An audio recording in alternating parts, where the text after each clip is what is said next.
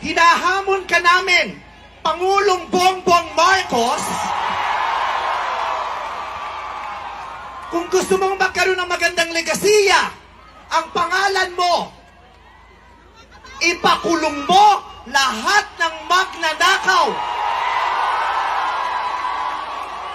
Nakatingin kami sa iyo, Pangulong Bongbong Marcos, at inaasahan ka namin, hindi dahil sa idol ka namin, kundi dahil sinaswelduhan ka namin at inaasahan namin na tutuparin mo ang inuutos naming mga employer mo.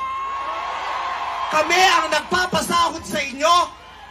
Tapos na ang panahon na natatakot tayo sa gobyerno.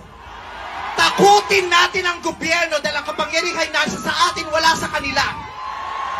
Nakatingin kami sa inyo. Ipakulong lahat. Lahat ipakulong. Bawiin ang mga ari-arian. Bawiin ang mga ari-arian. Pati atay, i-donate. Ibigay ang atay. Pati mata, i-donate. Walang ititira kasi nga, hindi tayo pwedeng maawa dahil mga Maraming salamat sa inyong lahat. Sasamahan namin kayo hanggang mamaya.